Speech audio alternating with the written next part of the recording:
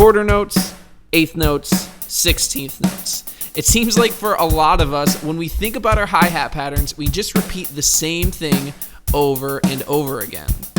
But all that stuff can start to get really boring. And the reality is, when we can change up some things on just our hi-hat, our beats can start to sound really cool. So now let me share with you 3 tips to instantly up your hi-hat game.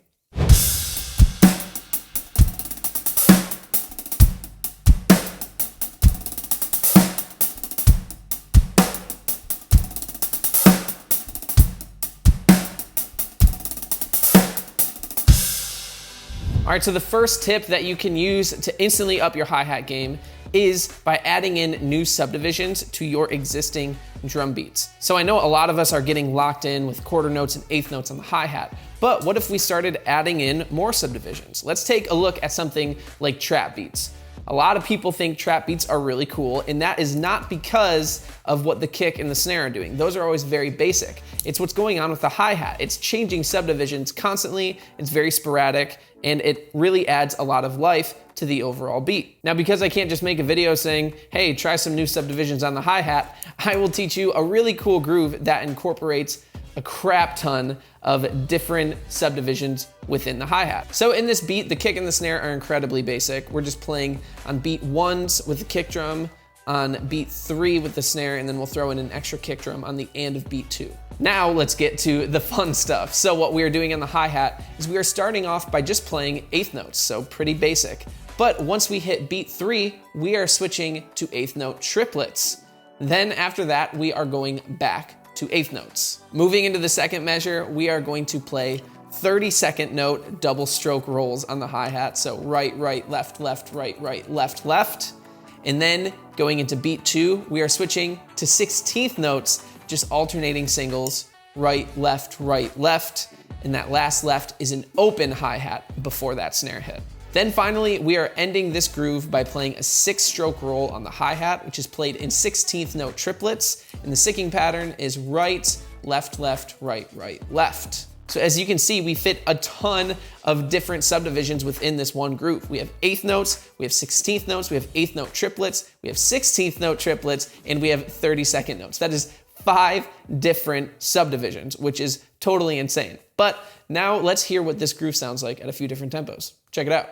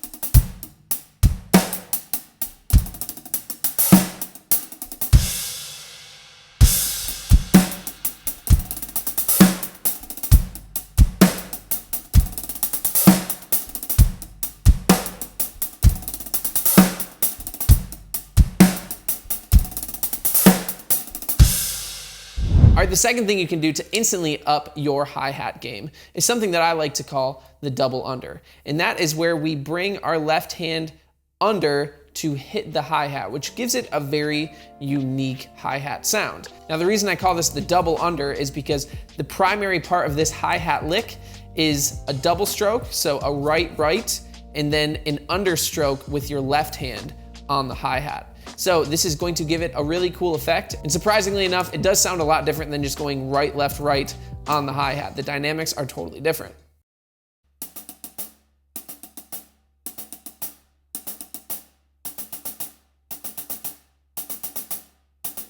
Some people call this a hi-hat flick because you're flicking your hand up and hitting the hi-hat. You can really call it whatever you want. But now let's try to incorporate it into a beat to see how it actually applies. So what we are going to be doing here is playing another halftime beat with the snare drum on beat 3, and then we add in a whole bunch of hi-hats. So we start off with an open hi-hat on beat number 1, and then we start moving into this double under lick. And for this beat specifically, I added 2 notes in front of that. And that is simply just a right and then a flick up with the left. So you've got right, left, right, right, left. So this is weird because it's just 5 notes, but then your kick drum is going to fill in that space. So it doesn't feel as weird as you're playing it. So for this first measure, we're just repeating that. We're playing that lick 2 times and having the kick drum fill in those gaps. And then for that second measure, we are making life a little bit easier by playing those 8th notes with the kick drum, but we are alternating our hands for those 8th notes between the right,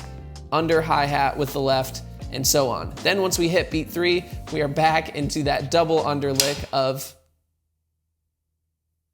5 notes. So now let me show you this beat at a couple different tempos so you can get a better feel for how this sounds on the hi-hat using this double under lick. Check it out.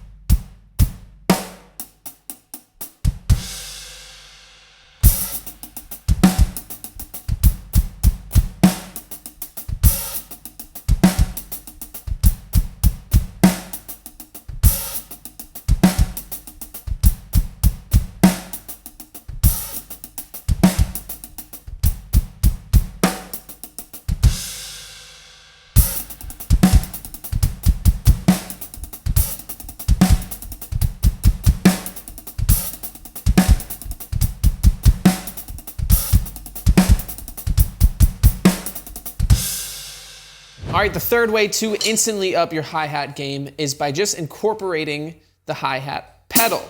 Now, this might seem super basic and you're like, yeah, I know I can use the hi-hat pedal. But I'm talking about inside your actual grooves. I think generally we use our hi-hat pedal when we are on the ride, on the crash, or somewhere else besides the hi-hat. But I'm talking about throwing in the hi-hat pedal on top of the 8th notes or 16th notes that you're already playing in the hi-hat. Now this adds a lot of texture and also accents to your overall beat that help it sound a lot groovier, and it's those little changes that make a big difference in your overall grooves. So in this beat, we're playing 16th notes on the hi-hat at a slower tempo, so you're able to just do it with one hand, and then snare drum on beats 2 and 4. Now, the relationship with the hi-hat pedal and the kick drum pedal get a little dicey here. So what we are gonna be doing is playing kick drum on beat 1, and then we have the pedal hi-hat coming in on the end of beat 1, just over what you are already playing. Then on the E of beat 2, you're going to have the pedal hi-hat and the kick drum play at the exact same time, which is very interesting. It might throw you for a bit of a loop. Then on beat 3, we are going to add in a kick drum, and on the end of beat 3, we are gonna play the kick drum and the pedal hi-hat again together. Finally, on the E of beat 4, we are again going to throw in another note on the pedal hi-hat. So I wanted to show you this beat so you can be a little bit more creative with this concept. So let's check it out.